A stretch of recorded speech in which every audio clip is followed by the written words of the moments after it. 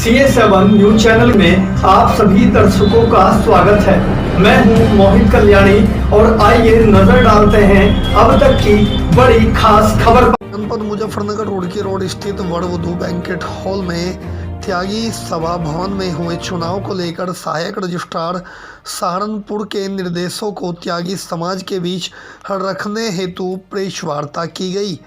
जिसमें पूर्व में जो स्वघोषित चुनाव करा दिया गया था, जिस कारण यह चुनाव अपेक्षित हो गया था, जिसे सहायक रजिस्ट्रार महोदय द्वारा स्वीकृति न देते हुए दिनांक 6 फरवरी 2024 को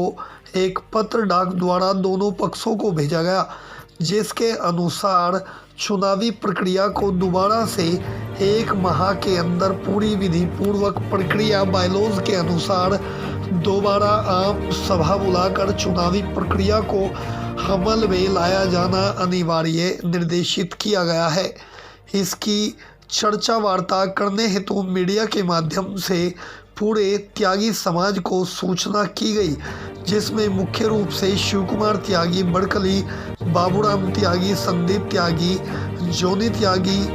भैसानी, मंगल त्यागी, सौंजने, डॉक्टर राजपाल त्यागी, जड़ोदा, मास्टर यज्ञदत्त त्यागी, रई योगेंद्र त्यागी, उमेश त्यागी, विदित त्यागी, रई शेखर त्यागी, चरथावल,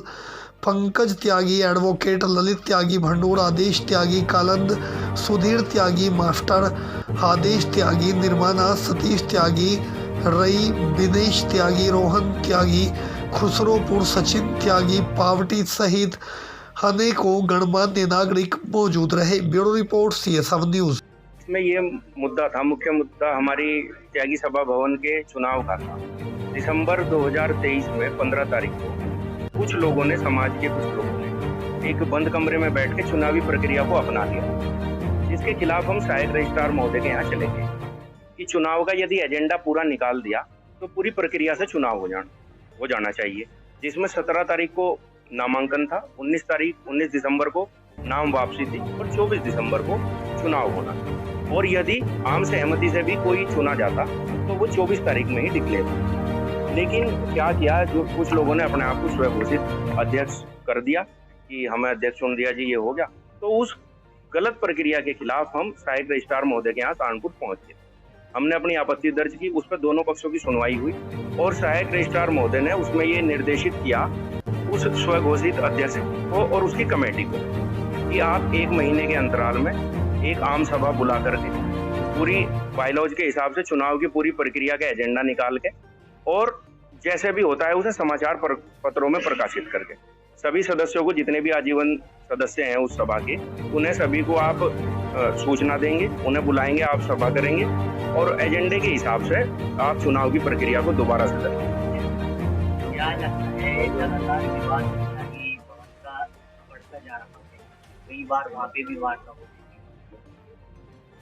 अब ये विवाद जो है एक प्रक्रिया का था। समझो कि आपने एजेंडा कोई निकाल दिया, कोई प्रक्रिया है, यदि प्रक्रिया पूरी नहीं होगी तो जितने सदस्य उस सभा में हैं उन सबके पास कैसे जानकारी पहुंचेगी कि यहाँ कोई चुनाव हो रहा है। हमने बहुत सारे लोगों को, यदि हम इस प्रक्रिया का विरोध ना करते तो बहुत सारे लोग अपने चुनाव के अधिकार से वंचित रह जाते,